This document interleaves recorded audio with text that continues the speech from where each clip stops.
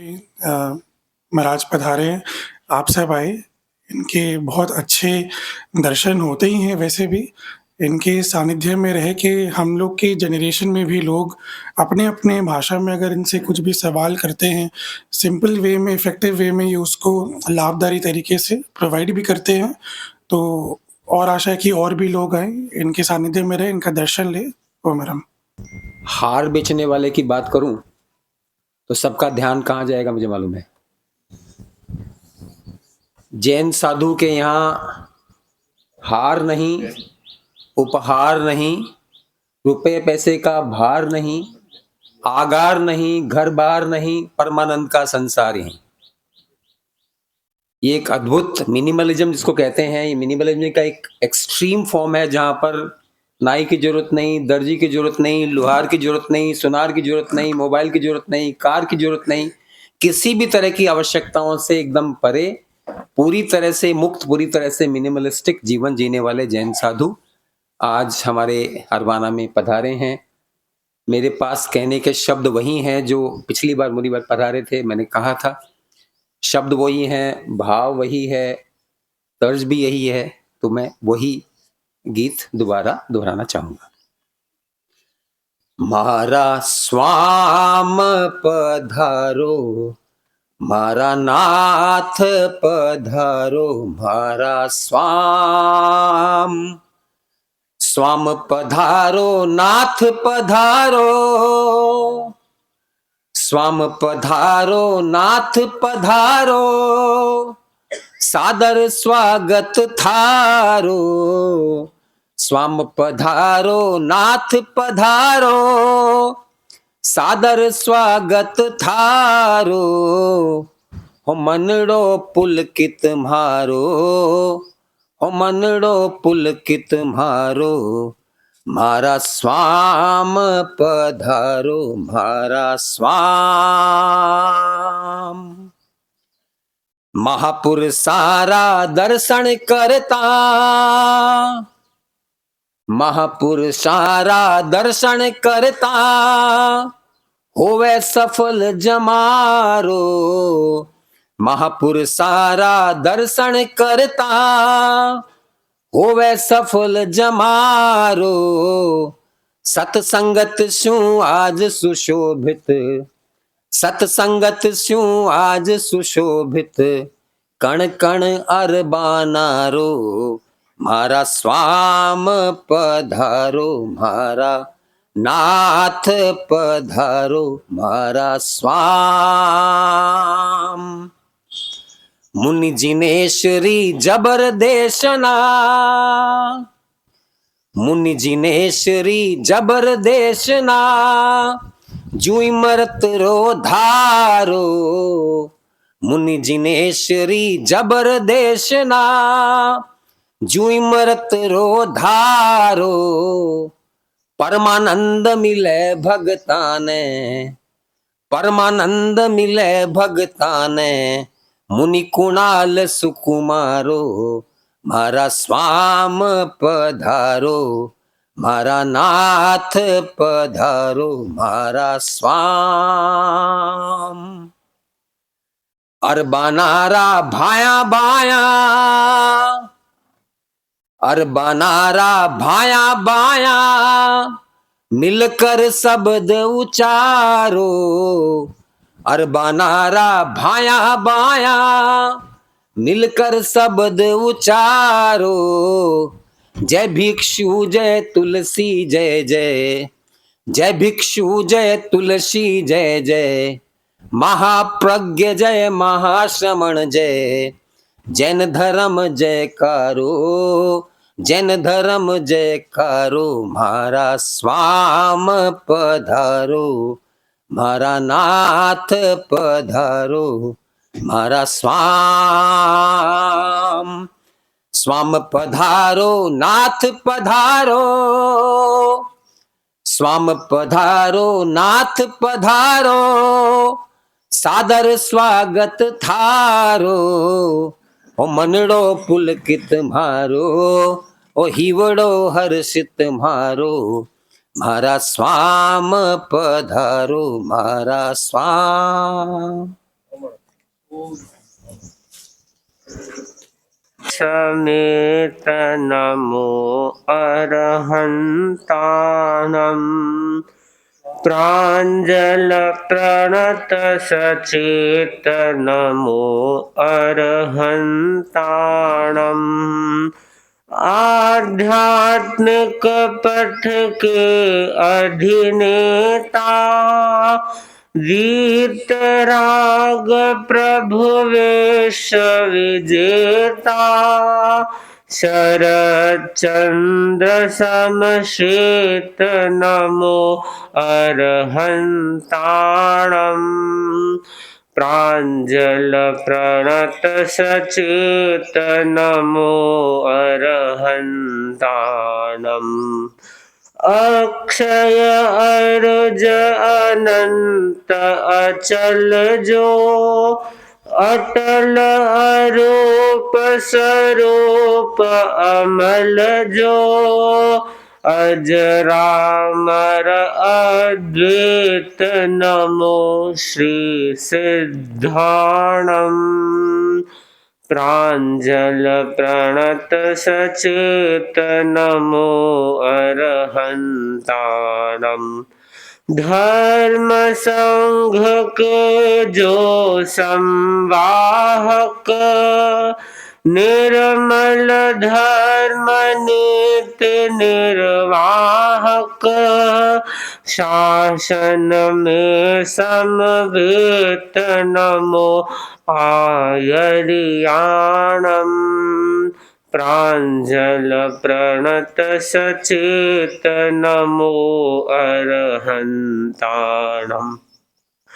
धर्म संघ के जो संवाहक निर्मल धर्म नीति निर्वाहक शासन में समवेत नमो आयर्याणम्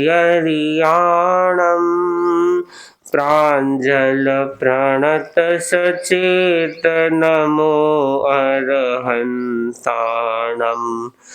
आगम अध्यापन में अधिकृत विमल कमल समजीवन अविकृत शम संयम समुपेत नमो उवध्यायाणम्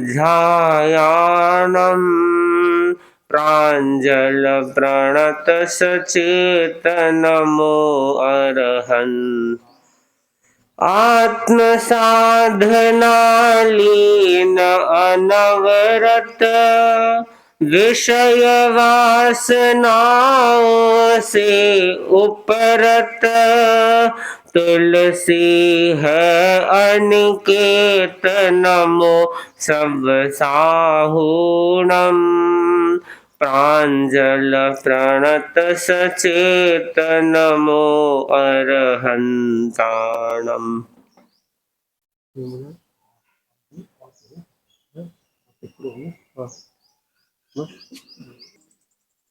अहिंसा के अवतार भगवान महावीर स्वामी के श्री चरणों में कोटि से वंदन। युग प्रदान आचार्य श्री महासमुद्र के श्री चरणों में कोटि से वंदन।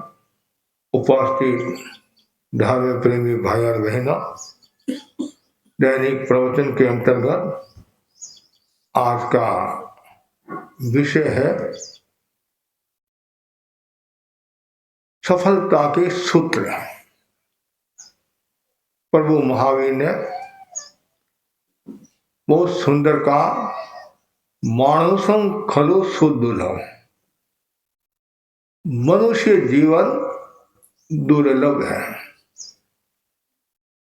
ये जीव अनंत काल से संसार में परिभ्रमण कर रहा है, नाना योनियों में जा रहा है, नाना गतियों में जा रहा है।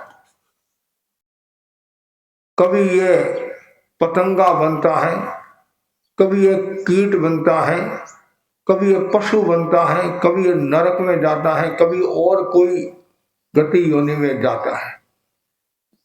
इन सबको पार करता हुआ, 9 घाटियों को पार करता हुआ, बहुत कठिनाई के साथ में मनुष्य का जीवन प्राप्त हुआ है।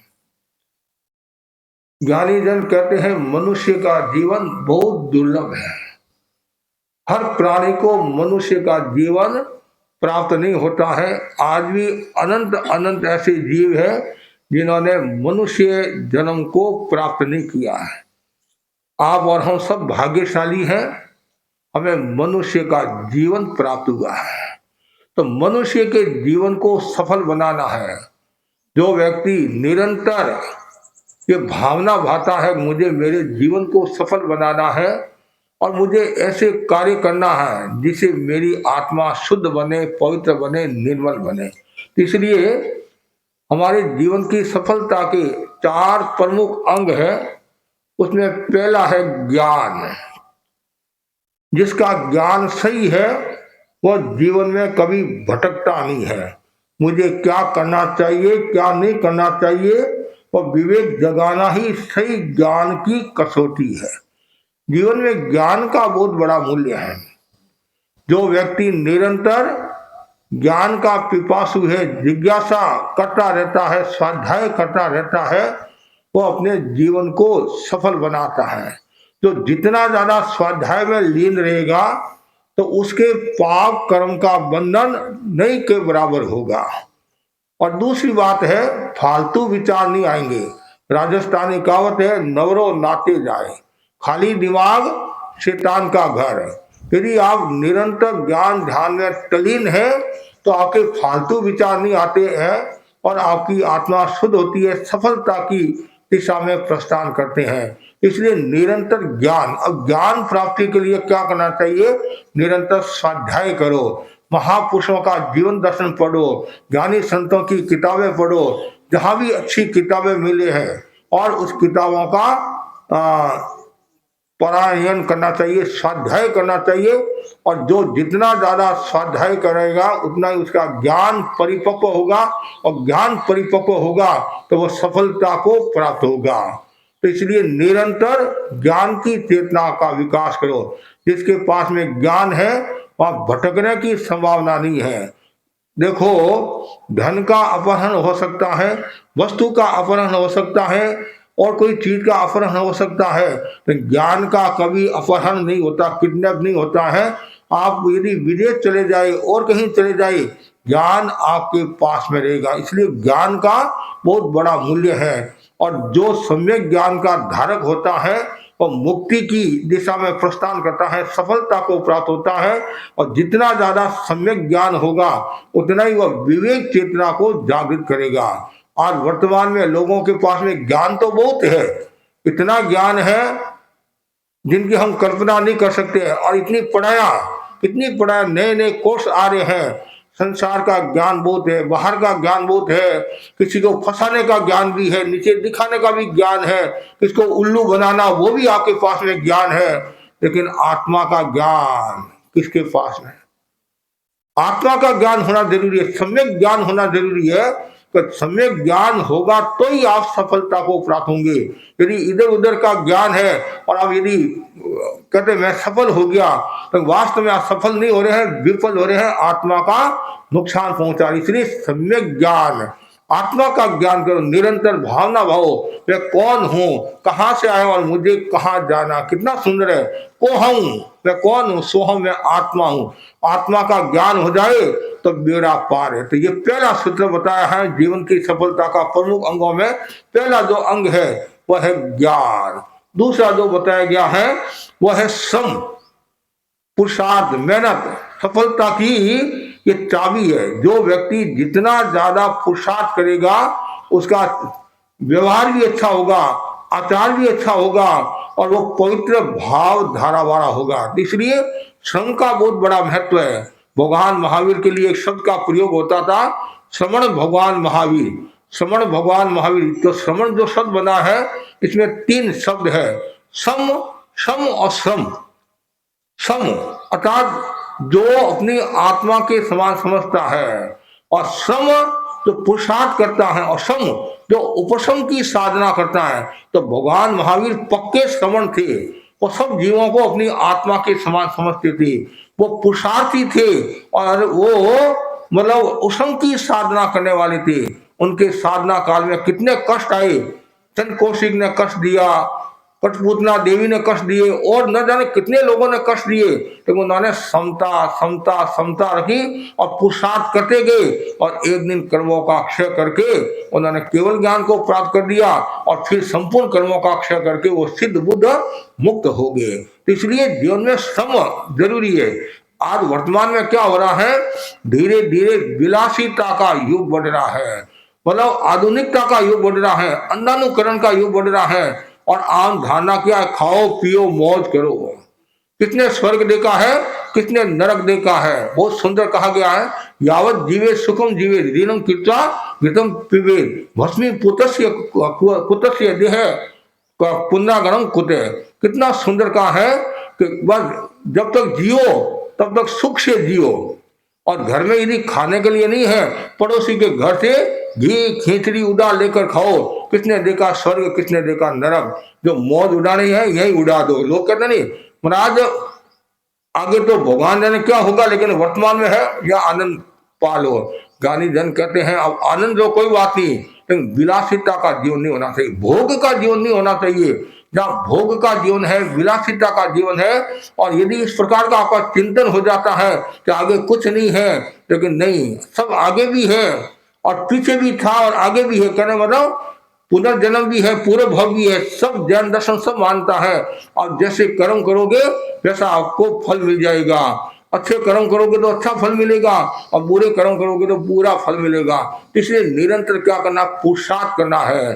जैसे धर्म अर्थ काम मोक्ष बताया नहीं, पुरुषार्थ है, तो पुरुषार्थ का बहुत बड़ा मूल्य है। और सामाजिक प्राणी हो तो समाज की दृष्टि से भी आप पुरुषार्थ करते हो, पारिवारिक प्राणी हो तो परिवार की दृष्टि से भी पुरुषार्थ करते हो, आध्यात्मिक प्राणी हो तो आध्यात्म की दृष्टि से भी पुरुषार्थ होना चाहिए, सम्यक पुरुषार्थ होना चाहिए।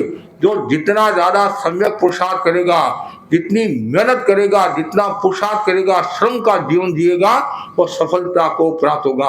व्यवहार में भी हम देखते हैं जो समय पर दुकान जाते हैं, समय पर पढ़ाई करते हैं, समय पर काम करते हैं, तो वो सफलता को प्राप्त होते हैं। यदि कोई व्यक्ति 12 बजे दुकान जाता है, 2 बजे दुकान जाता है, तो उसको उतनी ही सफलता मिलेगी। 6 बजे का टाइम है, 8 बजे का टाइम है, यदि वो 2-1 बजे ऑफिस जाता है तो फिर व्यापार पर भी असर आता है और प्रवृत्ति पर भी असर आता है। इसलिए श्रम, व्यवहार में भी श्रम का इतना मूल्य है। तो कहा जाता नहीं, राम पूछे सुग्री सु लंका कितिक दू अलसिया अलगी गणी उद्यमिया हजूर। कितना सुंदर कहा है। हमने वहां से विहार किया और हम पूछते भाई अरबाना कितना दूर है, अरबाना कितना दूर है। चलोगे तो अरबाना आ जाएगा, नहीं चलोगे तो अरबाना कहाँ से आएगा। पूछने से तो आने वाला नहीं है, पूछने से तो चलना पड़ेगा। चली बेटी तो चलते चलते हम यहाँ आगे, पुरुषार्थ किया यहाँ आगे, और पुरुषार्थ नहीं करते तो आप कहाँ से आते। आप लोगों ने पुरुषार्थ किया तो दूर दूर से ही आगे, और जिन्होंने पुरुषार्थ नहीं किया तो बिल्डिंग में बैठे हैं वो भी नहीं आए। तो सारा खेल पुरुषार्थ का है, मेहनत का है। पुरुषार्थ जरूरी, अध्यात्म के क्षेत्र में पुरुषार्थ जरूरी है। हमारे बड़े संत मुनि मोहनलाल जी आमिर फरमाते थे, जिंदगी को जीने लायक रहने दो, जिंदगी को जीने लायक रहने दो और प्यास को पीने लायक रहने दो, तो मत बन जाओ एयर कंडीशनर, खून को पसीने लायक रहने दो। जो जितना ज्यादा कठोर श्रम करेगा उसकी शैया उतनी ही कोमल होगी। पुराने लोग स्वस्थ क्यों रहते थे, वो दिन भर बिजी रहते थे, काम करते थे, पुरुषार्थ करते थे। घर का सारा काम करने के बावजूद भी उनके पास समय रहता था, धर्म आराधना करते थे, व्यवहार भी निभाते थे, सगे संबंधियों से मिलते भी थे। एक एक घर में 15-15, 20-20 लोग रहते थे। और आज हम दो हमारे दो, हम दो हमारे एक, और तुम तुम्हारे हम हमारे। मतलब घर में 2 सदस्य, फिर भी आप लोग क्या कहते हैं, महाराज बहुत बिजी हूँ, बहुत बिजी हूँ। हमारी भाषा में आप बिजी नहीं हो, लेजी हो। बिजी होना तो अच्छी बात है, आप लेजी हो, आप कहते व्यस्त हो। हम कहते व्यस्त नहीं हो, आप अस्त व्यस्त हो, तब समस्या आ रही है। व्यस्त होते तो सब काम व्यवस्थित ढंग से होते, व्यस्त नहीं हो इसलिए समस्या आ रही है। तो श्रम से जी जो चुराता है तो उसकी देवता भी सेवा नहीं करते हैं, देवता भी सेवा नहीं करते हैं। न रीते श्रांत से देवासु का, कितना सुंदर का है। जो श्रम करता है, मेहनत करता है, तो देवता भी उसका सेवा करते हैं। हमारे बड़े संत फरमाते थे कि जो आलसी आदमी होता है, विलासी आदमी होता है, उसका कभी भी ये सहयोग नहीं करना चाहिए, उसका कभी भी सहयोग नहीं करना चाहिए। क्यों?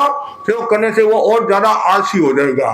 कभी कभी माताएं क्या बच्चे का काम करती है, हाँ बेटा मैं कर लूंगा, मैं कर लूंगा, मैं कर लूंगी, मैं कर लूंगी, और फिर वो बड़ा होता है, वो बेटा ढेटा हो जाता है, फिर आप काम बढ़ाएंगे तो भी वो नहीं करेगा। क्यों? माँ है।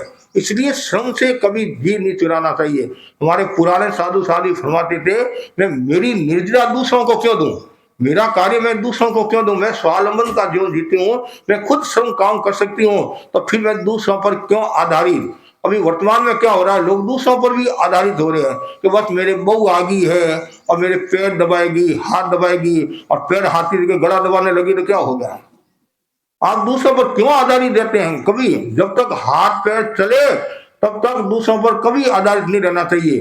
राजस्थानी कहावत नहीं, काम वालों लागे चाम वाली नहीं है। आज मैं यदि काम करता रहूंगा नहीं तो लोग भी कहेंगे हमारा मेहनत करते पुरुषार्थ करते हैं, और मैं यदि कमरे में बैठा रहूंगा नहीं तो लोग भी कहने लग जाएंगे कि महाराज भी आराम ही होगी हमारे तरह। इसलिए आराम हराम है।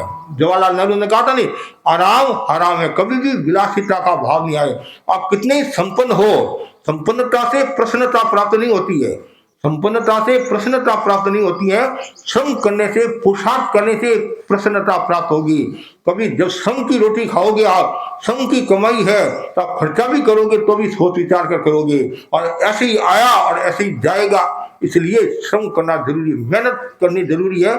इसलिए कहा भी गया है, बेकार मत बैठ कुछ काम किया कर, बेकार मत बैठ कुछ काम किया कर, और काम न हो तो धोती फाड़ सिया कर, काम ना हो तो धोती बांट सिया कर। जीना सीना मतलब हाथ चलते रहे, हाथ काम में लेते। मशीन है ये, और मशीन को काम में लेंगे, पुर्जे को काम में लेंगे तो उसके जंग नहीं लगेगा, और काम में नहीं लेंगे तो क्या होगा।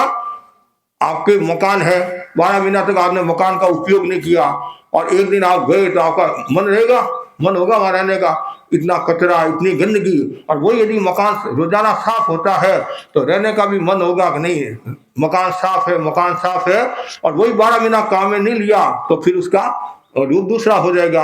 आपने भी यदि शरीर को काम में नहीं लिया तो फिर शरीर का रूप भी दूसरा हो जाएगा। जो व्याख्यानी है, संत रोजाना व्याख्यान देते हैं, और 12 महीना यदि व्याख्यान नहीं दे लगाता तो कभी कभी समस्या भी आ जाती है। समस्या आती, 12 महीना दुकान नहीं गया तो लोगों की समस्या आ जाती है। इसलिए जीना सीना कहते नहीं, पर निरंतर मतलब जीते रहो, श्रम करते रहो, मेहनत करते रहो तो आनंद ही आनंद है। ये हाथ पैर मिले हैं, सेवक हमारे 4 है, 2 हाथ 2 पांव, दिन रात सेवा करे धूप गिने न चार। काम वाली तो कभी भी धोखा दे सकती है, और जिस दिन काम वाली नहीं आती है तो सबके चेहरे उतरे हुए रहते हैं, मुरझाए जाते हैं। और वो यदि 2 घंटे से देरी से भी आती है तो भी आप कुछ नहीं बोलते हैं, ए भाई आगी तू, पहले तू चाय पी ले है। और सासू जी के बेचारे के पड़ोसी है, और बहू से का बहू पड़ोसी आ गई है, थोड़ी दड़ियो और चाय दूध के थे भावे घड़ा, शांति रखो। अब देखो सासू है, उनको तो ऐसा सुना रहे हैं, और वो देरी से आई है तो भी उनको कुछ, क्यों कि काम वाली है। हम दूसरों पर आधारित हो गए, आप लोग दूसरों पर आधारित हो गए। एक भाई बोली, महाराज मेरी जो काम वाली है इसने मेरा हाथ चुराया है, अंगूठी का हाथ चुराया, मैं जानती हूँ इसने ही चुराया, फिर भी मैं इसको छोड़ती नहीं हूँ। मैंने कहा क्यों? कि वापिस मिलती नहीं है। अब बोला आप कितने आलसी हो गए। एक भाई को कहा तुम देरी से कैसे आई? कि महाराज आप काम वाली आई नहीं थी, मेरे मन में आई तो तुम काम वाली नहीं है, मैं काम वाली थोड़ी, मैं तो घर वाली हूँ। मतलब ये इसलिए व्यक्ति को श्रम से कभी जी नहीं चुराना।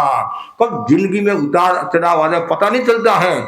आज हम सुखी है, मतलब विलासिता का जीवन आप लोग जी रहे हैं, पर कोई ऐसी घटना घट गई तो फिर क्या होगा। आज विदेश में जाते हैं यहाँ के लोग तो खुद काम करते नहीं करते हैं, सब रसोई बनाते हैं आदि सब काम करते हैं, और यहाँ आती वो ऑर्डर देते हैं। लेकिन वहां क्या है, सबको काम करना पड़ता है। इसलिए काम वालों लागे काम वाली नहीं। आचार्य भिक्षु ने भी श्रम का जीवन दिया। आचार्य भिक्षु ने क्या कहा? मेहनत करो, पुरुषार्थ करो। जब भिक्षु स्वामी वृद्ध हो गए तो किसी ने कहा महाराज आप बैठे बैठे प्रतिक्रमण किया करो, वृद्ध हो गए बैठे बैठे प्रतिक्रमण किया करो, संध्या किया करो।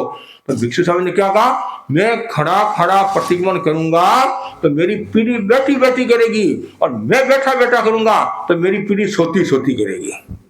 कितनी गहरी बात बताई है।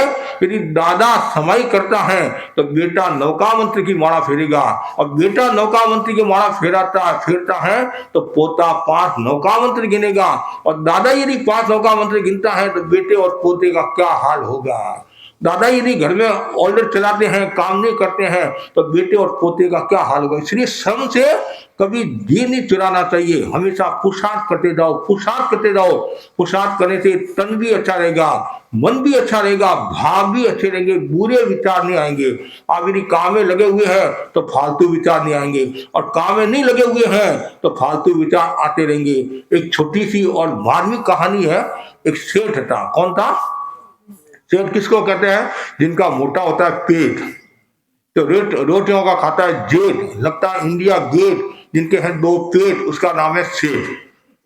और सेठ था, उस सेठ के एक लड़का था, लड़का बड़ा हुआ, यौवन की दहलीज पर आरूढ़ हुआ, उसकी सगाई हुई, शादी हुई, और कुछ समय के बाद ही लड़के का देहावसान हो गया, बाल विधवा होगी। तो ससुर को बहुत टेंशन था, बहू का आपत्ति आ गई, मेरे भी आपत्ति, सबकी आपत्ति, एक ही लड़का एक ही चला गया।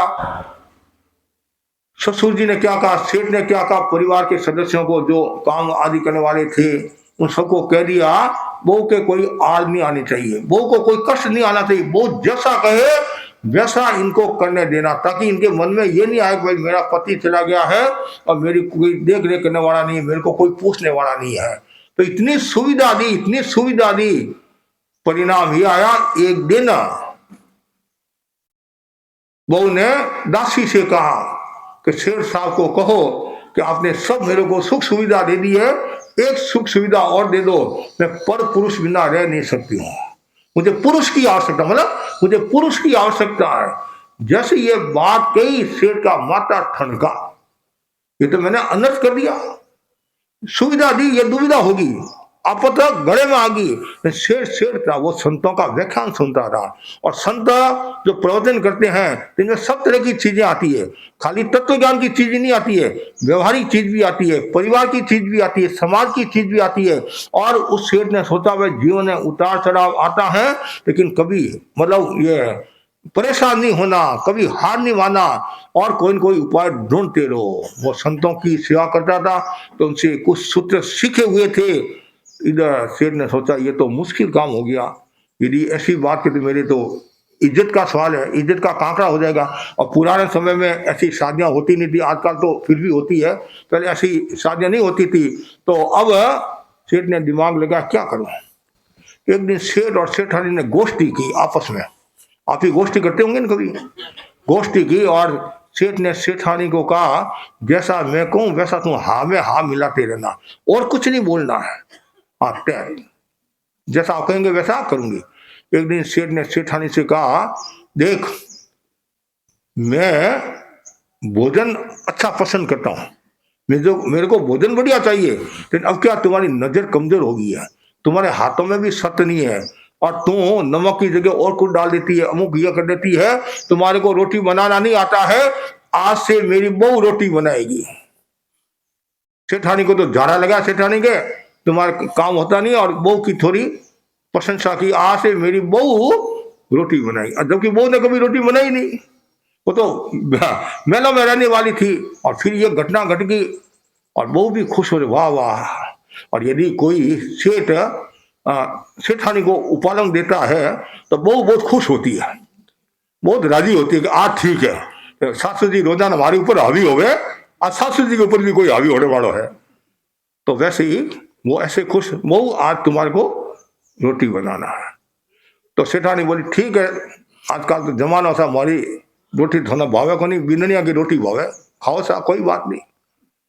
अब लेकिन एक उसमें गुण था, विनयवान थी वो, और उसको रोटी बनाना आता नहीं था। तो सासू जी के पास आई, सासू जी मैं क्या करूं, मेरे को तो रोटी बनाना आता नहीं है, आप मेरे को सिखाओ। सासू जी ने सिखाई, और उसने रोटी बनाई और परोसी। और सेठ बोला मेरी जिंदगी में ऐसी रोटी नहीं खाई। क्या कहा समझ गया आप? वो उन्होंने तो हाँ, तो वो तो ऐसे खुश हो रही है कि मेरी प्रशंसा, वाह वाह क्या भी इन्होंने रसोई बनाई है, जिंदगी में पहली बार ऐसी रोटी खा रहा हूं, मतलब वो आधी जली हुई कच्ची पक्की जली है। तो उसका और हौसला बुलंद हुआ और 15 दिन में उसने रसोई बनाना सीख ली। क्या वो अब उसके लगन लगी नहीं, मुझे रोटी बनाना है, खाली रोटी नहीं, दाल का सीरा न सब सीख गई, वह सब सीख गई। और ठीक है, ससुर जी ने सोचा एक डंडे तो लगी, और थोड़े दिन के बाद में कहा, सेठानी देख तुम्हारी नजर कमजोर है और तुम झाड़ू निकालती नहीं, आधा झाड़ू निकाल दी, आधा कचरा निकाल दी और आधा साफ करती है, आज से मेरी बहू झाड़ू निकालेगी। सेठानी बोले हाँ साहब, वो के जैसा कहे वैसा, मतलब आप जैसा कहे वैसा मैं करूंगी, और तो क्या, मैं तो करने के लिए तैयार। नहीं, तुम्हारे में अकल नहीं है, तो अच्छा झाड़ू निकालने नहीं है, आज से मेरी बहुत झाड़ू निकालेगी। ठीक है साहब। अब वो 2-3 घंटा पहले रसोई में लगते हैं, अब 1 घंटा झाड़ू निकालने में, पोछा लगाने में, एकदम मकान को साफ आदि करती।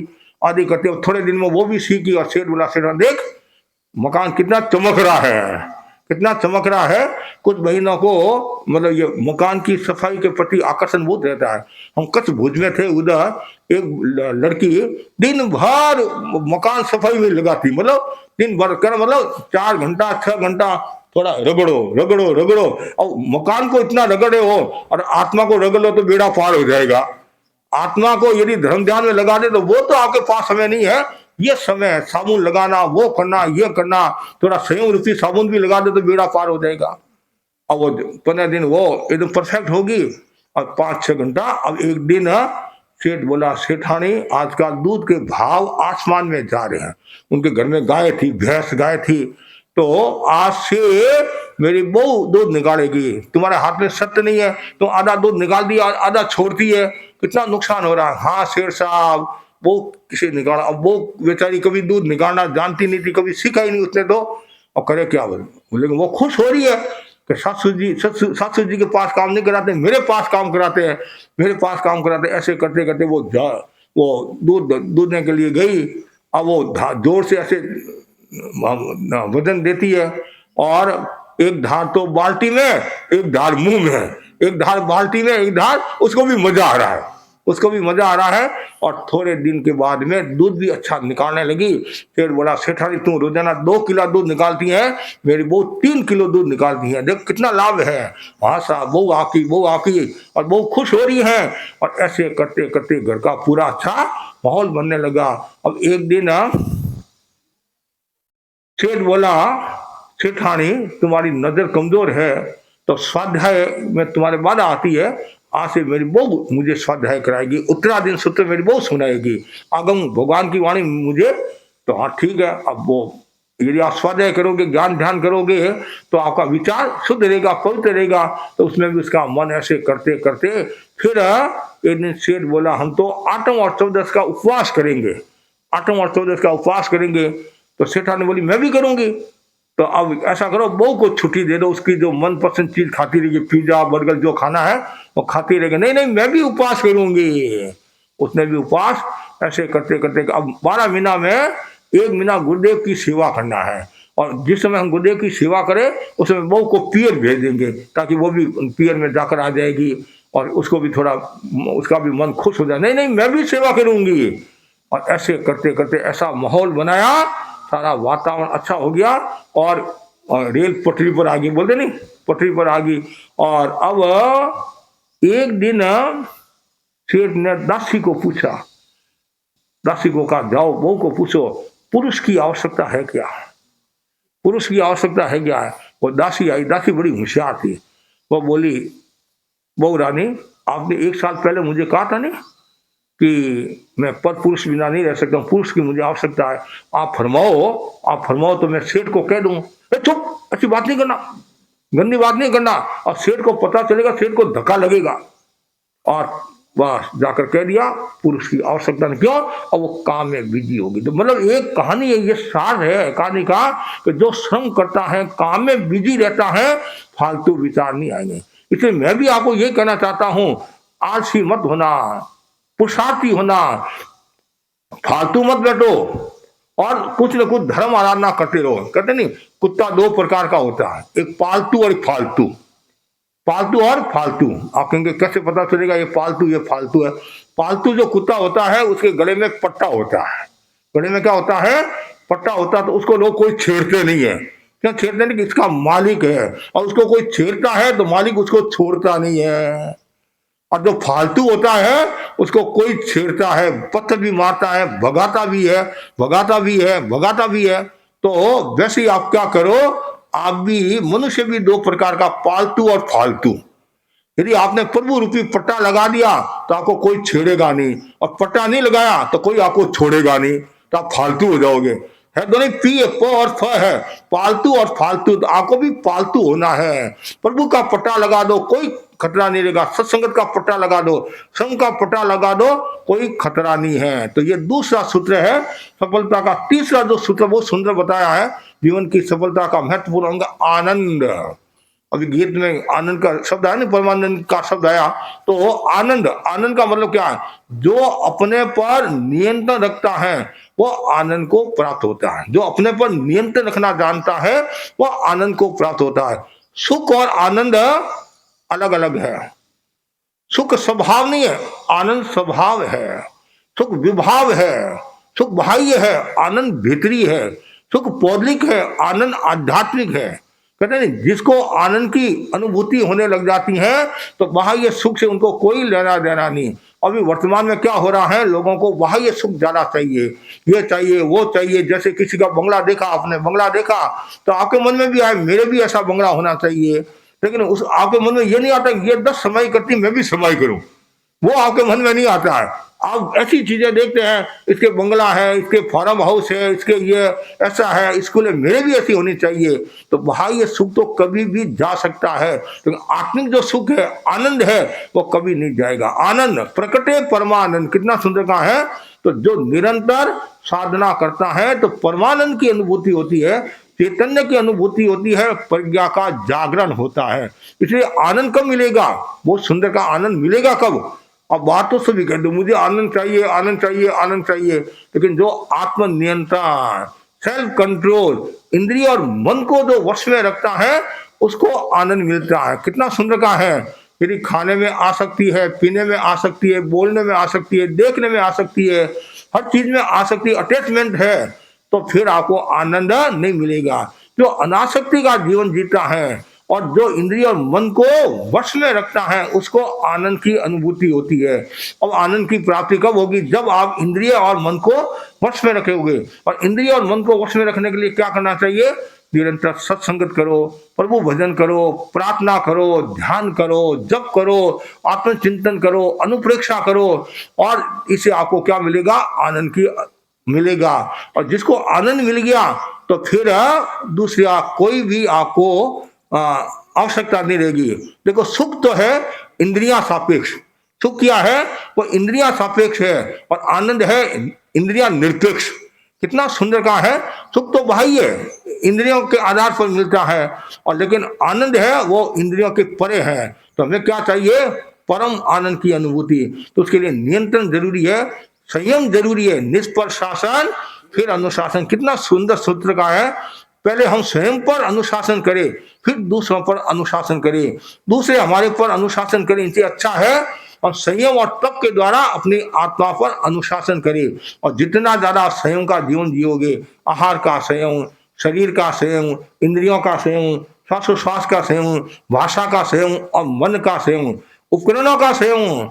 एक एक बहन के पास में 50-50, 100-100 साड़ी मिल जाएगी, एक एक भाई के पास में 50-50 पेन मिल जाएंगे। एक साल में काम नहीं आते हैं, वो ऐसे ही पड़े हैं, उंदरा काट रहे हैं। क्या समझ गए ना आप? उंदरा काट रहे हैं, फिर भी बाजार में जाते हैं, बड़ा बाजार में जाते हैं, ये नई साड़ी आई है, ये नया शर्ट आया है, इसने ये पहना था तो मैं भी कम नहीं हूं। यह है भीतर की आसक्ति, मतलब इच्छा, आकांक्षा। ये आकांक्षा अवरत की ओर ले जाती है। ये आकांक्षा कर्म बंधन का हेतु होती है। इसलिए आकांक्षा करो धर्म की। अरे आपके पास में जो है उसका तो उपयोग हो नहीं रहा है, और ज्यादा संग्रह, ज्यादा संग्रह, ज्यादा संग्रह। ये संग्रह क्या है? मूर्छा पैदा करने वाला। संग्रह क्या है? आत्मा को नुकसान पहुंचाता है। इसलिए हमेशा आपको क्या करना है? यदि आप आनंद चाहते हो तो संयम करना सीखो। जितना ज्यादा संयम होगा, गुरुदेव तुलसी ने लिखा नहीं, प्रेम से बोलो कि प्यारे संयम खलु जीवनम, प्रेम से बोलो कि प्यारे संयम खलु जीवनम, नियम से उचारे, मतलब कहना का मतलब है प्रेम से बोलो और नियम की साधना करते जाओ, नियम के प्रति आनंद, मतलब नियम के प्रति जितनी गहरी आस्था होगी उतनी आनंद की अनुभूति होगी। त्याग करना एक बात है और त्याग पालना दूसरी बात है, दो बात होगी। निष्ठा के साथ जो त्याग का पालन करता है वो अनंत आनंद की अनुभूति करता है। तो संयम, जितना ज्यादा संयम होगा, अनुव्रत का उद्घोष है नहीं, संयम है खलु जीवनम, संयम ही जीवन है। संयम अक्षय सुख देने वाला है, संयम जीवन को निर्मल और पवित्र बनाने वाला है। और धर्म के 3 जो लक्षण है उसमें एक लक्षण कौन सा है? संयम, अहिंसा, संयम, तप। जो संयम में रत रहता है उसे देवता भी नमस्कार करते हैं। और लास्ट जो अंतिम जो बिंदु है बहुत सुंदर है, वह है शांति। जीवन की सफलता का महत्वपूर्ण जो अंग है वो क्या है? शांति। शांति भाई तो हमारे सामने बैठे हैं, शांति भाई तो सामने बैठे हैं, लेकिन यहाँ शांति का मतलब आनंद में रहना ही शांति। आनंद में रहोगे, संयम करोगे तो आनंद मिलेगा, संयम करोगे तो आनंद मिलेगा, और आनंद में रहोगे तो शांति मिलेगी। आनंद में रहना, आप कोई पूछे कैसे? आनंद आनंद आनंद, इसका मतलब आपके शांति है। और शांति बहुत जरूरी है। हमारे अरहत बंदा में कहा गया है, जेय बुद्धा एकंता, जेय बुद्धा आना गया संति तेसिंग पैठानम भूयानम जगई जा। कितना सुंदर है। जितने भी जीव तीर्थंकर हुए हैं, बुद्ध हुए, जितने होंगे, उन सबके जीवन का आधार क्या था? शांति था। जैसे जीवों का आधार पृथ्वी है, वैसे ही साधना का आधार क्या है? कर्म मुक्त का आधार क्या है? शांति। शांति पदार्थ में नहीं है, वस्तु में नहीं है। शांति की खेती नहीं होती है, शांति कोई बाजार में नहीं मिलती है, हाट में नहीं मिलती है। शांति हमारे भीतर है। वो शांति कब मिलेगी? तो जब हम ये ज्ञान का विकास करेंगे, श्रम का विकास करेंगे, आनंद का विकास करेंगे, तब हमें शांति मिलेगी। तो बस मैं आपको इतना ही कहना चाहता हूँ, जितने भी यहाँ भाई बहन बैठे हैं, सब भावना भाव कि मेरे जीवन में शांति आए, मेरे जीवन में संयम आए, मेरे जीवन में श्रम का भाव जगे, और मैं हमेशा सम्यक ज्ञान की चेतना का विकास करता रहूं। तो इसी आशा के साथ ओम अरहम। आज हम अरवाना आए हैं, पिछली बार भी आए थे, इस बार भी आए हैं। और जैन समाज के भी काफी घर है, दूसरे समाज के भी काफी घर है यहाँ। और इन लोगों का आग्रह भी था और अर्ज भी किया ज्यादा विराजो, लेकिन समय की अनुकूलता के हिसाब से आज तो हम एक दिन ही है। और आज हम ये बुद्धमल जी, तुलसी जी का बंगला है और यहाँ हम आए हैं। और यहाँ के कार्यकर्ताओं ने भी बहुत अच्छी मेहनत की है, पुरुषार्थ किया है। वे सब साधुवाद के पात्र हैं। और हमारे जो सोसाइटी के अध्यक्ष भी आगे हैं, प्रदीप जी है नहीं, हाँ, और आगे है